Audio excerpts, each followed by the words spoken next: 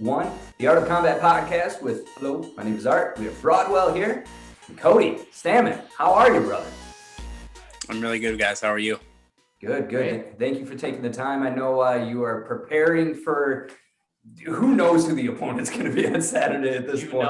Do you know? It's Askar Askar, right? 11-1 UFC. Yeah. It's Askar Askar, UFC newcomer. But man, it's been a crazy few days. You know, having a fight, not having a fight. You don't know what the weight's going to be. So many things have changed so fast, and it's basically just a waiting game. You know, you're just waiting on that phone call to get confirmation to figure out what's going on. I thought maybe I was possibly fighting next weekend. You know, so I've really had to stay disciplined the last few days and just kind of stay relaxed and be patient because, yeah, like you said, this is my third opponent for this date, and it's never happened to me before. But you know, COVID's got everything just absolutely sideways. Today's Tuesday, and you don't know what you're cutting to on Friday? Yeah, well, I do now. I'm making 145. Okay. So I thought I was making 135. So basically, I get a phone call Saturday. I'm going to be fighting at 45 against a different opponent. I'm like, okay, cool. And so I go eat some food, and then I get a phone call yesterday saying that maybe that's not going to happen. Maybe I'm going to fight Andre on a different date. So I'm like, oh God, I shouldn't have ate anything. You know what I mean? I should have stayed on my strict diet. So now I'm freaking out. I'm like, oh no. So now I'm going to end up making 35 next week. And I'm going to have to put the pedal down and figure this out. Luckily everything worked out exactly the way it should have, you know, and big thanks to my management team, Iridium Sports and Jason House, man. Cause I know he was on vacation dealing with all this stuff. So, yeah, it was just, it's not anyone's fault. You know what I mean? It's COVID. COVID has got everything so screwed up.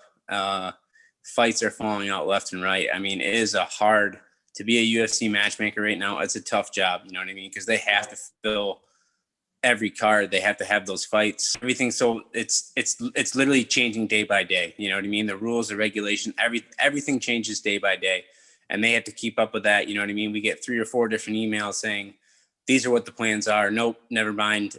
Things have changed. These are the plans. You know what I mean? So these guys are literally working 24/7 trying to get everything done. So, you know, hats off to the UFC for just making this work. I don't even know how they're doing it. Yeah, and I don't want to torture you right now because I know you're cutting weight and everything, but you are a Michigan native. You're straight out of Sparta. You're born in Grand Rapids, but you're a Sparta native. What are the Michigan staples, the Michigan places, food places that you think of that you're going to have once you win on Saturday? Like, what is a good Michigan restaurant or spot that you like either have the food shipped or when you're coming back home, that's the first place you're checking out? So there's a couple places, there's a couple taco places in Detroit that I really like. Imperial, Ferndale. In Ferndale, and then Bakersfield, which is in Detroit. Those are 2 places that I frequented a lot when I lived there. Absolutely love that place. And there's a place in Sparta that I've gone to my whole life, downtown Trinity and Joe's. It's another Mexican spot. It's a really, really good spot. But if you're talking about food, and we can talk about food because that's all I'm thinking about right now. If talking about food, Las Vegas has hands down the best food in every category you could possibly imagine. You know, since I moved out here about 1.5 years ago, I've realized that the food out here is second to none. I mean, every single kind of a food that you can imagine, they have a restaurant that is world class, and I've been spoiled. It's going to be hard to go home. I mean, there are some really good spots, you know, in Michigan. There's a lot of really beautiful places and cool stuff, but I'm spoiled out here. It's different, you know, sunny every day, nice every day. Winters are like fall weather, doesn't really rain. I mean, it's nice out here. It's going to be hard to ever go home. When we got out to our cars this morning. So yeah, I wish I was enjoying the Vegas weather and the gambling too, because everyone loves to gamble. Let's be honest. Yeah. Go ahead, bro. Oh, well, do you feel better at 145? I mean, you look big, and you know, when you're at 145, I know you're only 5'6", but it looks like you're more confident at 145 and a lot stronger. Yeah, I mean, the weight cut definitely, it's a lot less stressful for me. To make 135 pounds, I have to be 100% dialed in. I have to be super, super, super disciplined because I think my natural lean body mass, and I've had all the tests done at the PI, like, strip me of everything. I think my natural lean body mass is like 139 pounds. So like if you take all the fat off my body, you take all the water, you know what I mean? Like just vital organs, muscle, tissue, I'm 139 pounds. So in order to make that weight, not only do I have to like get to an insanely low body fat percentage, but I also have to start stripping muscle too. And that's a really hard thing to do, while you're training, because you're constantly breaking down your muscles, and you have to do what's called like muscle thinning. So it means I'm not taking in very much protein. So basically for weeks at a time, I'm only eating vegetables, really. I mean, like vegetables, little tiny amounts of protein, meat here and there, like 2 ounces, you know what I mean? And it's basically, it's hard. It's hard. And it's the hardest thing I've had to do as an athlete is just to make the weight, to make 135 pounds, but like you said, I'm 5'6". I don't have, the reach and the frame size that a lot of these guys do. And when I make 135 pounds, when I get in the cage, I'm 160 pounds, and I can do everything the right way. I do everything scientifically. I do it as healthy as I possibly can, and I can rejuvenate my body in the 24 hours. And when I get in the cage, I'm bigger and stronger than all the guys I'm facing. I have, you know what I mean? The discipline pays off in the end.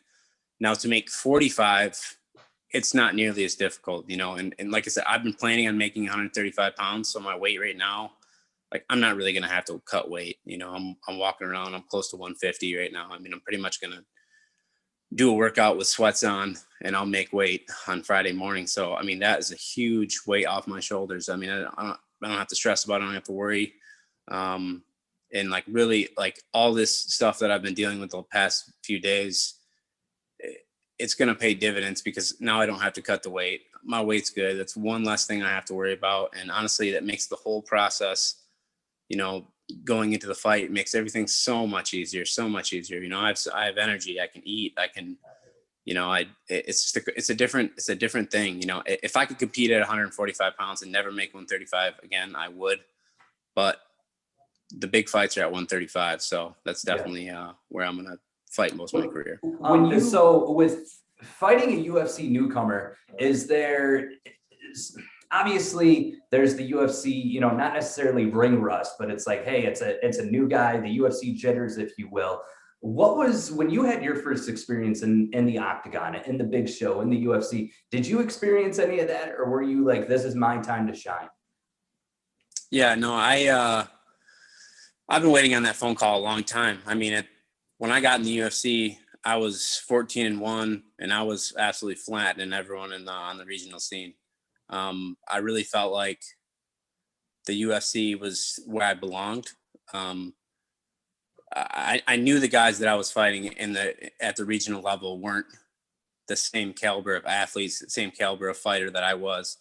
So I knew that I belonged in the UFC, and just, when I got the phone call, it was kind of the same situation that this guy's in. It was a week's notice, and I was ready. I mean, I wasn't physically ready by any means. I was actually injured, but it didn't matter. Like I knew that I belonged there. I knew that it didn't matter who I was fighting. I didn't even watch the guy I was fighting. I mean, I got an idea of who he was, but I didn't even watch him. I didn't feel the need to. I was like, doesn't matter what happens, I'm going to win. But I also think that, I'm a little bit different than a lot of these guys. I see a guy like Askar Askar, and I think that he's got some developing to do. I think that he kind of picked and chose his fights. I don't think the level of competition that he has competed against was anything close to what I competed against before I got in the UFC. And now I've been in the UFC. I fought with the best guys in the world. I've been in the cage with the number 1, number 4. I've been in the cage with all these guys, and it happened fast. And I was prepared for it. But now, I mean, I'm looking at it like, if I went back and fought myself from my UFC debut, I don't think I would go out of the first round with myself. I think I'd knock myself out in the first round, honest to God. And it's just, man, there are different levels to this sport. And you realize that, I've been competing in the top 10, top 15 for years now.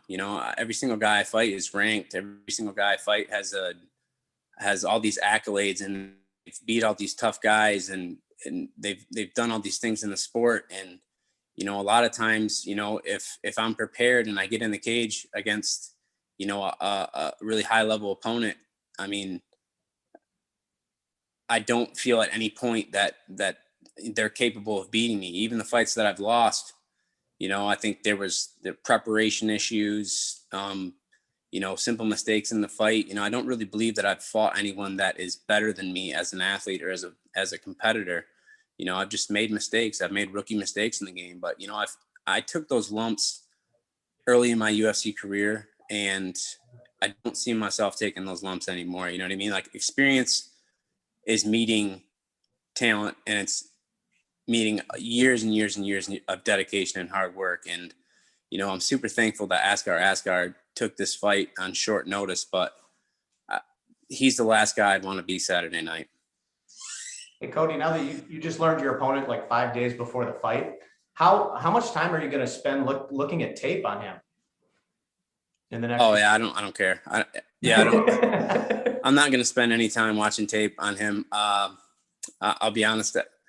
I watched like the first round of his last fight, and I just shut the phone off and smiled, and I was like, okay, like, this is the guy. All right.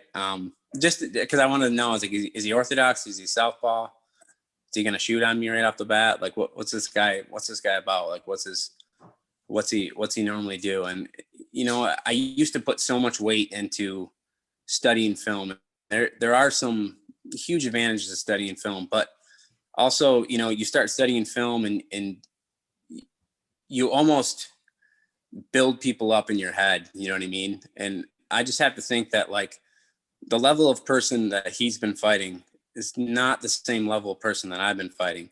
And honestly, I look better against world-class guys than he looks against guys at the regional scene. I wish the guy nothing but the best. I hope he has a long, successful UFC career, but it's going to start off rough, really, really rough. I mean, he's going to have some eye-opening things happen to him Saturday night. It's going to be different than anything that he's ever experienced. That's for sure. So I want to ask real quick about USADA testing. Now that with COVID, are they sneaking up on you guys like they were in the past? And what's the most awkward place you've ever had to be tested? Oh, well, they're still testing. I've been tested twice in probably the last month. They normally just show up at my house, but there was one time it was Saturday morning, and it was at my house. Someone's banging on my door at 6 a.m. And I mean, banging on my door at 6 a.m. And my dog is going nuts. It's pitch black. I can't see anything. And like, I'm the type of, like, I grew up in the country. Like, I have like a bedside gun. I wake up, I'm in my underwear. Are you in Michigan then, or is this in Nevada? This is in Las Vegas. This is in Las Vegas. And I hadn't been here for long, so I'm still like a little bit uncomfortable with I just moved into this new house, and like, I was kind of just feeling it out. So I'm still like a little bit nervous. Doesn't really feel like home yet. And someone's banging on my door at 6 a.m. And I look through the peephole, and he's got his back to me. And I'm like, what in the hell is going on? And so I crack the door open, and I have the gun on, like, in my hand, in my underwear. And I'm like, who are you? And he's like, I'm USADA, and I'm here to test you. And I'm like, oh, thank God. And I was like, dude, I was going to shoot you.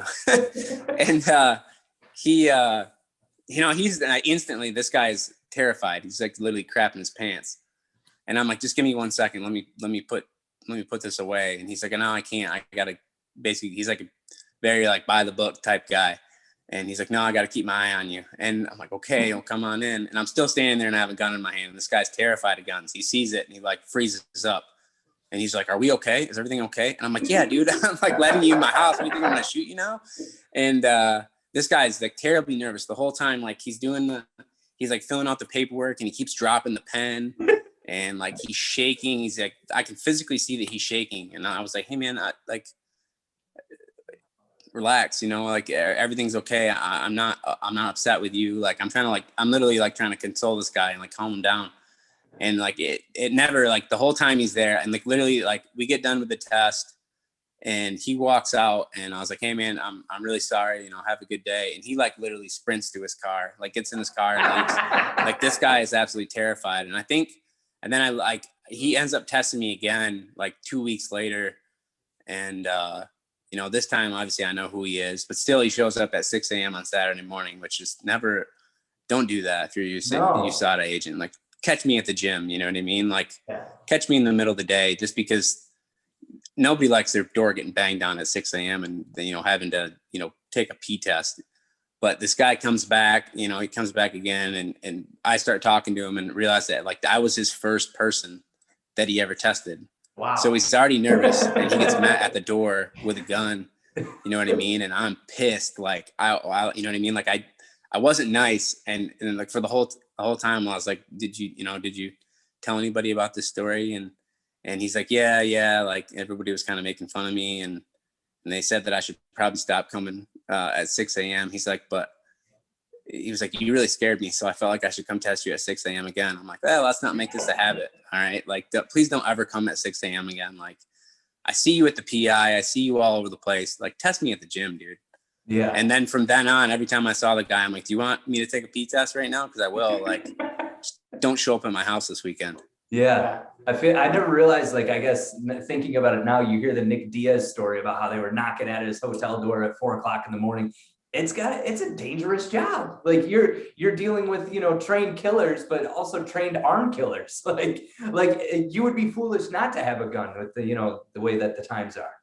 Yeah, no, it is a tough job. I mean, and a lot of these guys are super cool and super respectful. And it's a weird, you know what I mean? Like you walk into someone's house and you're like demanding that they take a pee test in their own house, and they have to watch you do it. You know what I mean? So it's an awkward, weird job, and I don't know why anyone would want it. But well, now they must be showing up. I'm glad USADA's in place. What's that? Now they're showing up with a mask on, right? Are they covering? Yeah. Like same thing with that guy. I mean, he had a mask on and he had his back turned to me. So I was like, "What in the hell's going on? Am I getting robbed right now?" Yeah. You should have went through the back door, dude. So you get the win on Saturday night, hopefully in devastating fashion. If you had to pick the round, we'll do a little Mystic Mac here. If you had to pick the round, what round are you picking, and who are you calling out afterwards?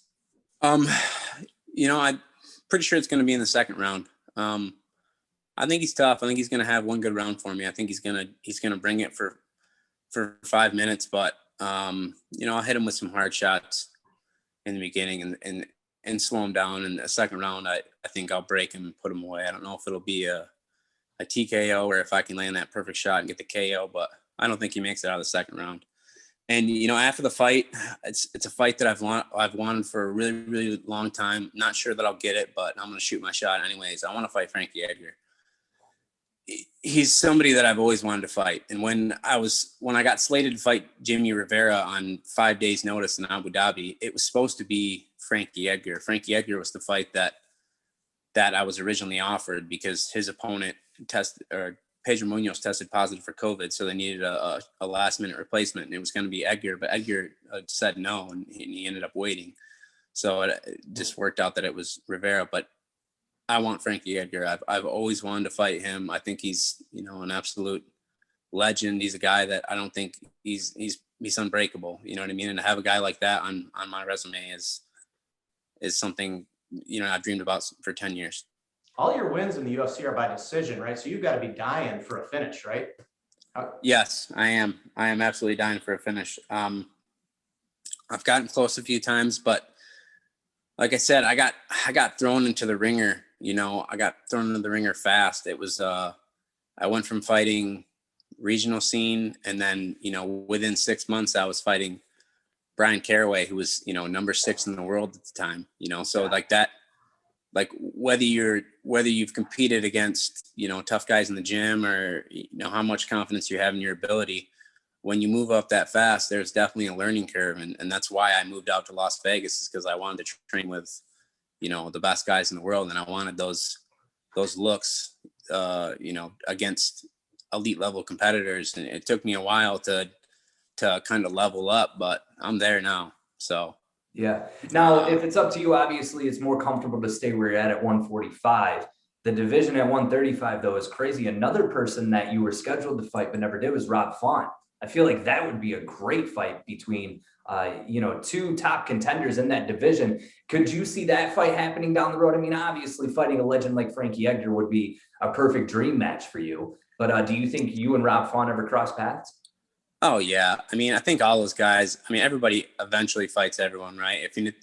It's really narrow in the top 10, top 15. Like,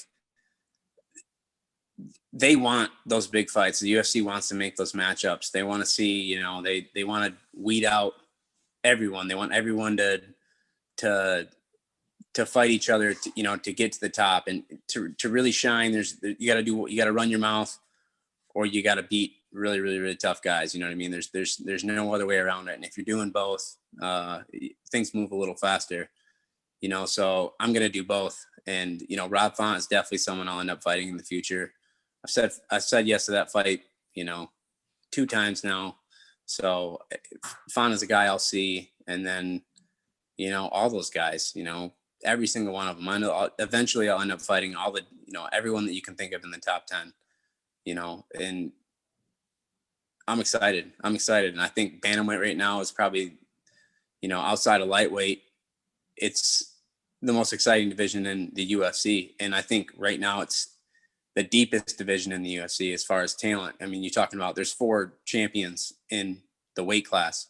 Some of them aren't even in the top 10. So, it's just absurd. The level at that weight class is crazy. Well, everybody in Michigan is going to be pulling for you big time Yeah, this weekend. for sure. But of course, based on your Instagram, it looks like the goose and duck hunting is pretty good in Las Vegas area and in Nevada.